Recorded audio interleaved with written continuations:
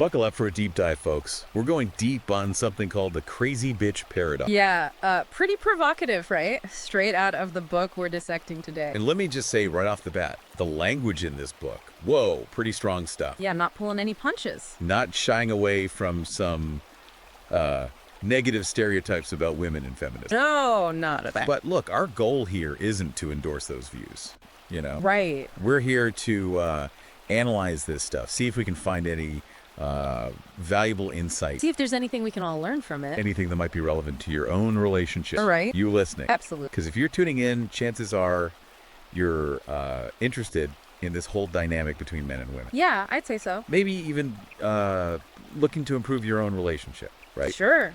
And this book, well, that might present a challenging perspective, but sometimes those are the most illuminating. You know what I mean? Couldn't agree more. So, jumping right in, this book makes a bold claim. It says this crazy bitch paradox. It's not some new thing. It's been playing out for centuries. You can see it reflected in literature and mythology. Yeah, that's right. It makes that argument. Really? Give me some examples. Well, like the book points to figures like Circe from Homer's Odyssey. She's portrayed as this like manipulative sorceress, uses her powers to control men. Okay, so we're talking classic literature here. Yeah. And then there's Iago from Shakespeare's Othello. Another manipulator. Oh, big time. Using deception, manipulation, the whole 9 yards. So hold on. The book's saying these characters aren't just fictional creations. Right, exactly. They're reflections of some deeper truth about women. That's the argument it's making. Wow. Okay, so what about fairy tales? Oh, yeah, it even goes there. Classic fairy tales like Beauty and the Beast. Wait, Beauty and the Beast, how does that fit in? Well, think about it. Belle's basically held captive by the beast, but the story frames it as this romantic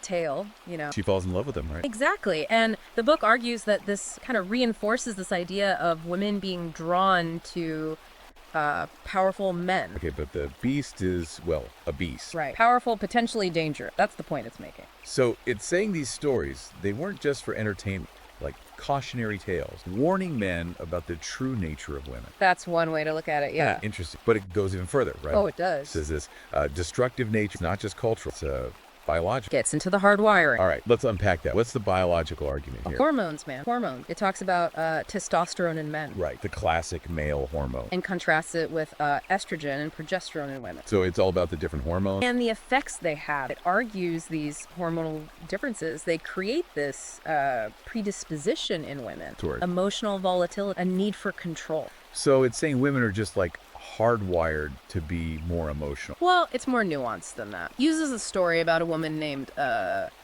Sarah to make this point. Sarah's got it all. Successful career, loving husband, nice house, the whole 9 yards. It sounds perfect. Right, but she's constantly sabotaging her own relationship. With everything going for her. Yeah.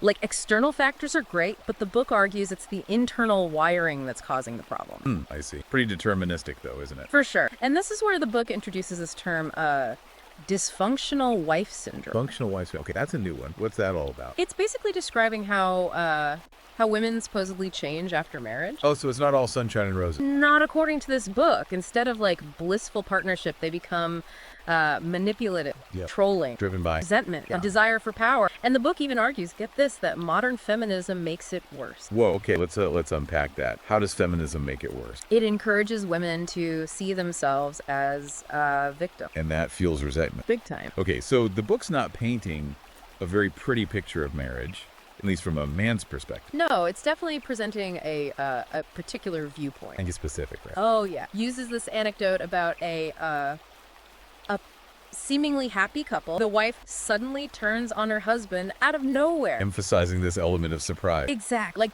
boom, dysfunctional wife syndrome kicks in. Anything else that contributes to this syndrome? Briefly mentions the absence of father figures. Oh, interesting. So, like, childhood stuff affecting adult relationships. Yeah, suggesting a link there. Okay, so we've got this dysfunctional wife syndrome, supposedly rooted in biology, made worse by culture. What's a guy supposed to do about it? That's where covert contracts come in, a big concept in the book. Covert contract, what are those? Think of it like the unwritten rules of the relationship. Who makes decisions? Who controls the money? Who's responsible for, you know, the emotional stuff? Okay, I'm following. And the book argues these contracts, they're often skewed. In whose favor? Men's, leaving men feeling trapped, resentful. So if you're in a relationship where the rules feel unfair, the book's saying wake up. Exact. Become aware of these covert contracts. Then you can start to renegotiate them. For more balanced relationship. That's the goal. Makes sense. But how do these covert contracts actually play out? Well, the book gets into some specific tactics. Manipulation tactics it claims women use. Okay, let's get into those. What are we talking about here? Well, it says women, they often use emotional dependence like a weapon, you know? Okay, how so? Guilt tripping guys into doing what they want. Making them responsible for their happiness. Exactly. Creating this dynamic where the guy's always walking on eggshells. Afraid to upset her. Yeah, I've heard that before. This idea that men can't express their own needs, because they're so worried about, triggering an outburst. Right. And the book's saying this is often intentional. Like a strategy. Yeah, women using it to control the relationship. Interesting. What else? What other tactics does it mention? Oh, it gets into the silent treatment. Big time. Silent treatment. Classic. But powerful, right. I got it. It argues women use silence as punishment. Makes the guy feel insecure. Oh, yeah. Desperate to get back in her good graces. So it's not just about being quiet. No, it's like weaponized silence. Creating a power imbalance. Exact. The guy's left guessing, like, what did I do? How do I fix this? Makes you feel powerless. Right. And then there's false accusation. Something the book says is pretty common these days. False accusation. Whoa, that's serious stuff. It is. And the book argues that in a culture where it's like, believe all women, Right. False accusations can be really damaging. Again, if they're proven untrue. Exactly. Ruins reputation. Creates this, fear for guys. Can I even trust what she's saying? Yeah, that uncertainty is a big part of it. And it gets even crazier. Oh. It suggests some women manipulate therapists. What? How do they do that? They'll go to therapy, paint themselves as the victim. And the guy is the abuser. Bingo! Even if it's not true. So they're manipulating the therapist. Playing the victim. Getting him to take their side. Yeah, and the book gives some examples. There's John. John. He gets falsely accused of abuse. Oof, that's rough. And then there's Karen. Her therapist is actively encouraging her to see her husband as, the enemy. Wow. Those are some pretty disturbing examples. Yeah, makes you think, right? For sure. So this whole victimhood thing, it's like a powerful tool. Oh, yeah. The book argues women use it to gain power and control. One thing I've never understood is this whole bad boy thing. Why are women attracted to guys who are, unreliable or even dangerous? Good question. The book tackles that head on, dives into evolutionary psychology. Okay, so what's the evolutionary explanation? It suggests women are wired to seek out providers and protectors. But bad boys aren't usually those things, are they? Not really, but they often fit that stereotype, on the surface. Like a facade. Yeah, like this primal attraction to strength, dominance, even if it's harmful. And the book backs this up with a story. Yep. Woman in a bar chooses the classic bad boy, ignores all the warnings from her friends. Like a moth to a flame. Pretty much. What about social media? Everyone's talking about how social media affects relationships these days. Oh, the book goes there. Big time. It actually claims social media makes women more manipulative. Serious? How? Well, it introduces this concept called labial affect. Labial affect. Never heard of it. It's basically saying women are more sensitive to stuff, more likely to seek out drama online. So easily triggered, drawn to conflict. Yeah, something like that. And it ties into this whole victimhood narrative we were talking about. Okay, how so? Women portray themselves as victims on social media. To get sympathy? Yep, and control. So social media becomes this tool for public manipulation. Exactly. Yeah. The book uses this example of women on Mumsnet. Mumsnet. It's like a parenting forum. And they're all sharing these negative stories about men. Creating this echo chamber. Yeah, enforcing those negative narratives. Makes sense. So we've got these different tactics: the emotional dependence, the silent treatment, the accusation, social media manipulation. A playbook. Yeah, a playbook for manipulation. And the book's saying women are the ones writing it. That's one way to put it, yeah. And it goes deeper, right? Yeah. It talks about the root of this whole dysfunctional wife syndrome thing.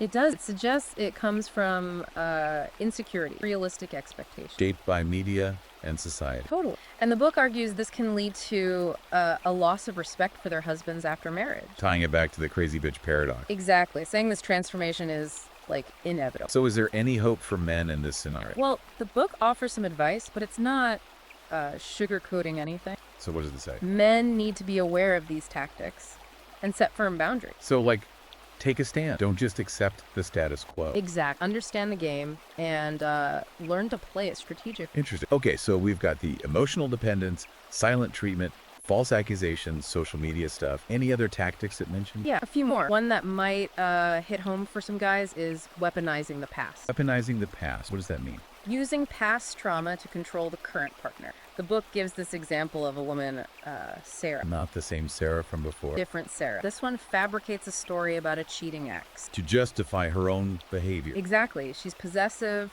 jealous, but it's all because of her past, you see. So she's creating this narrative where she's the victim even if it's not true. Bingo. And the book argues this is pretty common, this performative victimhood, Using your past to get attention and validation. even if it means twisting the truth. So the book's saying, be careful what you believe. Yeah, don't just take things at face value. Look for inconsistency, consider other explanations. Don't get swept up in the emotion of it all. Okay, good advice.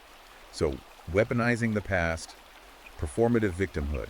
What else? He gets into narcissism. Narcissism. I thought that was more of a guy thing. The book argues women can be just as narcissistic. Really? What are the signs? This insatiable need for validation. Always needing compliment, Yeah, attention. yeah, constant, and they'll go to great lengths to get it. Even if it means hurting other people. Exactly. The book tells this story about a guy who felt constantly belittled by his partner. Because of her narcissism. Yeah, he could never meet her expectation, felt totally drained, emotional, So it can manifest as this need for praise, attention. nonstop. And it's not just romantic relationships either. It gives another example. This high-powered What did she do? sabotaged her colleagues to get ahead. Driven by narcissism. That need for validation. Wow. So it can show up in all areas of life. Yeah, the book's saying it creates this toxic environment wherever it is. Okay, so we've got narcissism. Does the book ever go as far as to say women can be psychopaths? Actually, it does. Aims some women exhibit those traits. Lack of empathy, disregard for rule. All of that. And manipulation, obviously. Is there, like, any research to back that up? It mentions a study from the Journal of Personality Disorder. Yeah. Found women can be just as psychopathic as men, but it's often overlooked. Society doesn't want to see it. Something like that. And he gives some examples, like Elizabeth Bathory. The Blood Countess. Oh. Whoa, that's a dark one. Yeah. And Jasmine Richardson, the girl who murdered her family. Okay, those are some pretty extreme cases. For sure. It makes you wonder if the book's cherry picking a bit, to prove its point. Good point. Got to be critical of any source, right? Yeah. Especially one that relies on anecdotes. Absolutely. Okay, so narcissism, psychopathy, any other psychological stuff the book gets into? It talks about emotional dependence. Emotional dependence. Isn't that like a normal part of relationships? It can be, but the book argues it can be weapon. To control the other person? It describes how these emotionally dependent women, they rely heavily on their partner. For validation, support. Yep. Makes the partner feel pressured to constantly cater to their needs. So it creates this imbalance. Yeah, one person's needs are always taking center stage. And the book links this back to narcissism. That constant need for validation. Right. What about therapy? Does the book talk about therapy at all? Oh, yeah. And it's not afraid to ruffle some feathers. What does it say? It argues a lot of therapists, they're just not equipped to deal with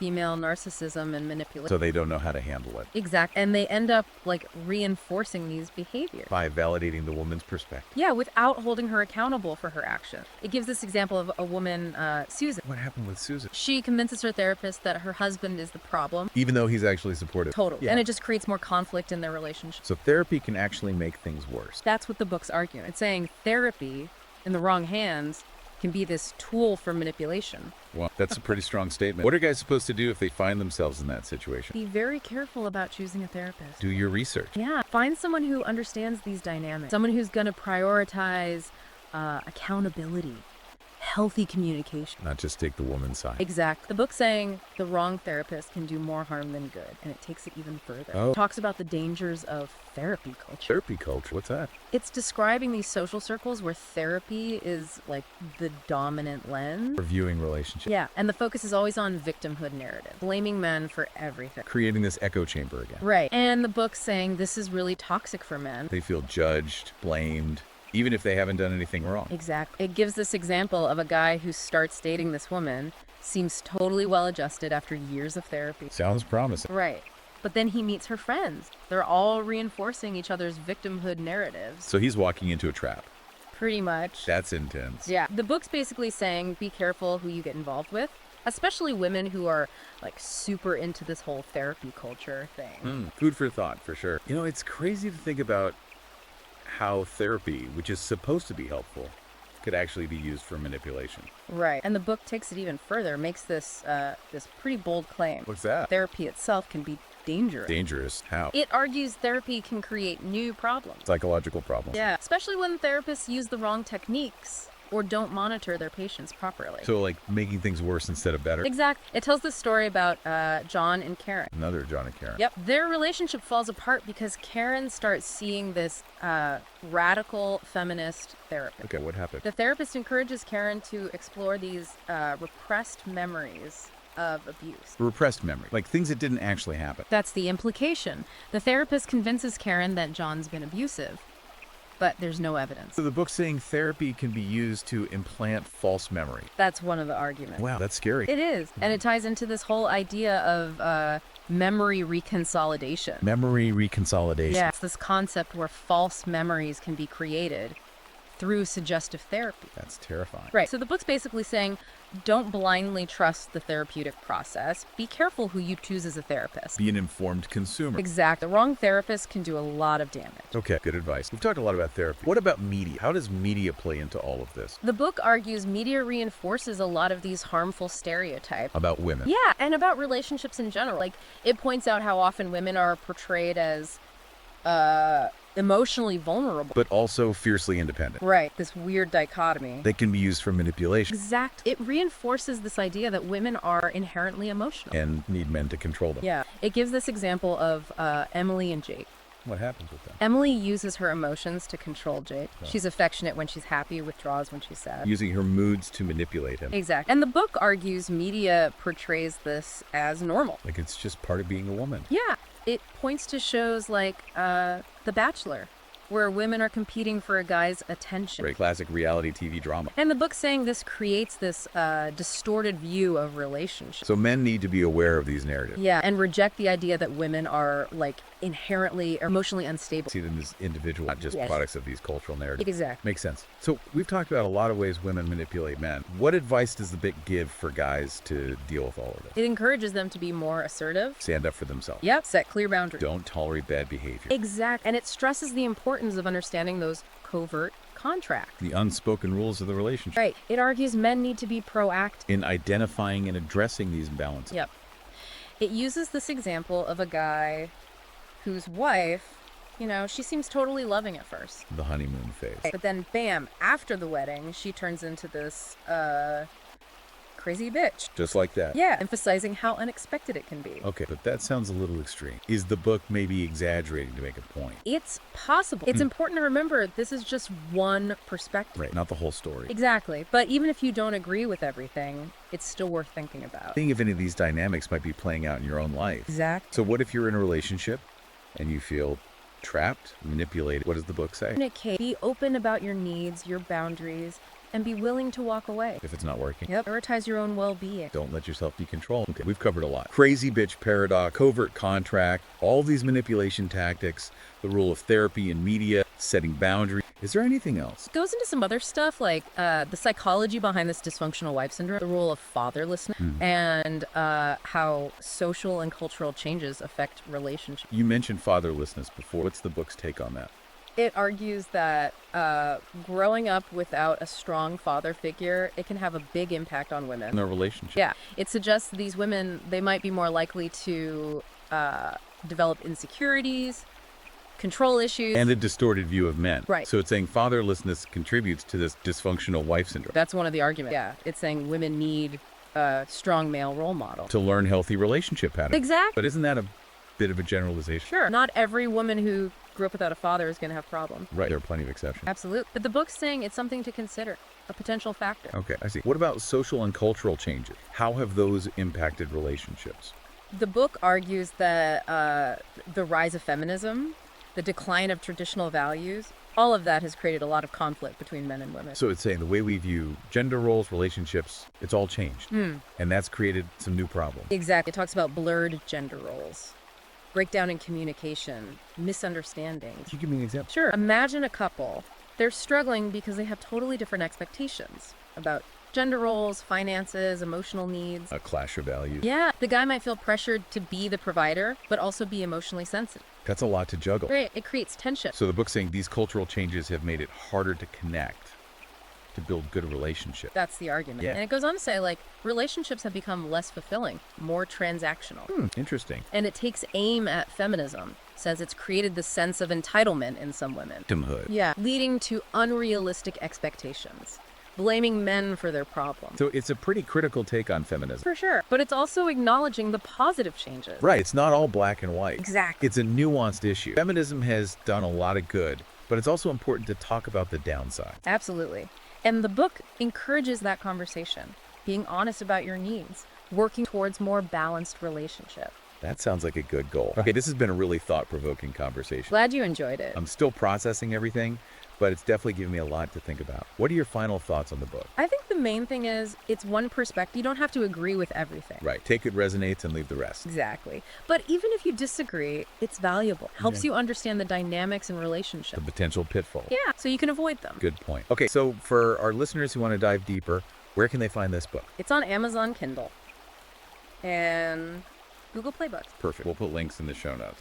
All right, so we talked about the crazy bitch paradox, all these manipulation tactics, but what can guys actually do with this information? Right. Awareness is great, but it's got to lead to action. Exactly. Yeah. So what does the book recommend? What can guys do to actually change the dynamics in their relationship? Well, one of the big things is be assertive, set boundaries. You like stand up for yourself. Don't be passive. Don't try to avoid conflict all the time because that just lets her walk all over you. So learn to say no, even if it means rocking the boat a bit. Exactly. Communicate your needs clearly and directly and be willing to walk away if they're not being met. Okay, that makes sense. But how do you do that without creating more conflict? Isn't that the whole point of these tactics? Yeah. To make you feel like you can't speak up. The book acknowledges that it can be tricky, but it says stay calm, stay assertive. So like don't get sucked into the drama. Right. Communicate your boundaries, but do it respectfully. Don't get emotional. Don't play the victim. So it's about finding that balance, being strong, but not being a jerk. Yeah, exactly. And be aware of your own triggers. Like what sets you off? Right. So you can manage your reaction. Don't let her push your button. Don't let her control your emotions. Zach, take responsibility for your own emotional state. Okay, good advice. So boundaries, assertiveness, emotional control. What else? Self-awareness, big one. What does the book say about that? It says be honest with yourself about your own patterns, your behavior. Like what are you bringing to the relationship? Yeah, any tendencies towards codependency, need for validation. So recognize your vulnerabilities and work on them. Exactly. Become more self-sufficient, less reliant on her for your happiness. Makes sense. Okay, so what about choosing a partner in the first place? Does the book talk about that? It does. It says be more discerning. Don't just go for the first pretty face you see. Right. Look beyond the superficial stuff. Pay attention to her character, her values, her behavior. So like, are there any red flags? Yeah. What's her track record? How does she treat other people? Don't get blinded by the honeymoon phase. Exactly. Okay, so be discerning, look for red flags. What about the influence of media and culture? We talked about that earlier. The book says be critical. Don't just absorb everything you see and hear. Question those messages about gender roles, relationships. Yeah. And surround yourself with good people. Other men who share your values. Exactly. Find a tribe, a support system. That makes sense. You know, all of this advice is really helpful, but I gotta say the book's overall message is pretty bleak. Yeah. It's definitely not the most optimistic take on relationships. It kind of makes it sound like having a happy relationship with a woman is impossible. I get that. It's a controversial perspective, but I don't think the book's saying all women are bad or all relationships are doomed. So what's the takeaway then? I think it's more of a cautionary tale, a warning. Like, be careful out there. Yeah, be aware of the potential problem. Take steps to protect yourself. So be informed, be empowered, but don't become cynical. Exact. Go into relationships with your eyes open. Be realistic about the challenges. Yeah, human nature is complex. Okay, that makes me feel a little better. So for our listeners who want to learn more, where can they find this book? It's on Amazon Kindle and Google Play Books. Perfect. We'll link to those in the show notes. And before we go, I want to leave our listeners with one last thought. Okay, shoot. The book focuses a lot on women's manipulation tactics. But what about the ways men manipulate women? Ooh, interesting. Flipping the script. Right. Manipulation isn't a one-way street. Definitely not. We're all capable of it, often without even realizing it. So maybe the key is to be more self-aware, both men and women. Exactly. Recognize our own pattern. Make sure we're not using these tactics on each other. Being honest with ourselves and with our partner. Yeah, maybe that's the path to healthier, more fulfilling relationship. I think you're onto something. Well, that's all the time we have for today. This has been a fascinating deep dive. Hope you all found it insightful. And remember, relationships are complicated. There's no easy fix. But by being informed, self-aware, and willing to put in the work, we can all build stronger, healthier connection. Thanks for listening.